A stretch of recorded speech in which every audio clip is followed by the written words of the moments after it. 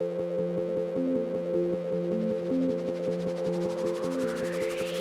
this is Amy Farner with the Josh Bersin Global HR Capability Project. I want to talk a little bit today about how we think about the idea of capabilities within the project and how they differentiate from skills.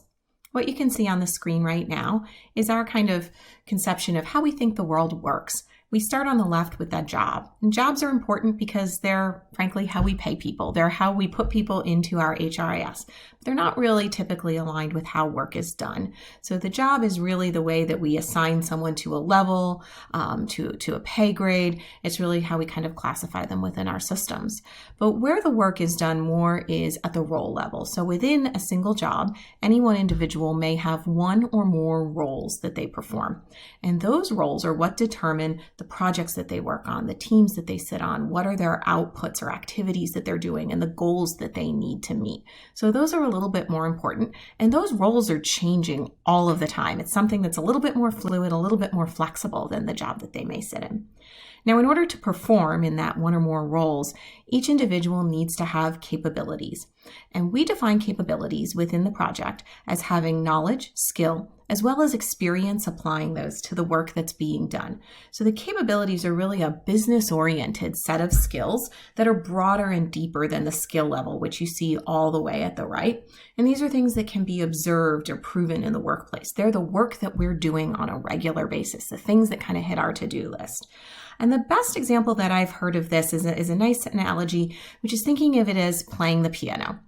Playing the piano is a capability that a person might have. If I play the piano, I need to have a set of different skills to do that. I need to know how to read music. I need to know what those 3 pedals at the bottom do and how to use my feet to operate them. I need to have some manual dexterity, some skills with my fingers to hit the right keys and know which keys are actually going to make the sounds that I want to make based on the music that I'm reading. Now, just because I know all of those things doesn't mean that I can play the piano. When I put those skills together and apply them to the practice of playing the piano, that's when I begin building that capability. So it's only when you put those things together into the work that's being done that you truly have that capability. And this is the same thing that we might see when we're looking at the work that we're doing as HR professionals. So building an employment brand is one of the capabilities that we have in our capability model within the Josh Bersin organization. And in order to have this capability, you need to have a set of skills and a certain set of knowledge. You probably need to know have some creative skills. So you need to be able to develop the actual structure of the brand and the materials that you'll be using to communicate it. So you need to have communication skills. You need to potentially know how to work social media in today's world would be important as well. You need to have some collaboration or consensus building skills in order to really bring together different stakeholders on the consolidated vision of what the brand will be. You may need to have analytical or data skills in order to look at all of the different inputs around your recruitment metrics, as well as what is your current kind of employment value proposition. All of these pieces come together. But just because you have those skills doesn't mean that you have that capability around building an employment brand. You build that capability through putting those pieces together and ultimately doing the work that builds your capability. Now, the other thing about capabilities that I think is really important to note is that they're flexible. They're not tied to a specific job role. They're not tied to the specific role that you're sitting in right now.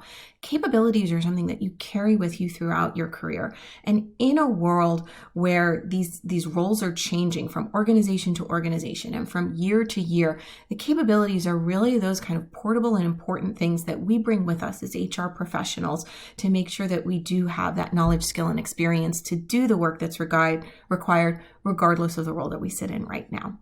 So I hope this has been helpful. And if you have any questions, please feel free to reach out to us at the Josh Bersin organization within our HR Capability Project. Thank you so much.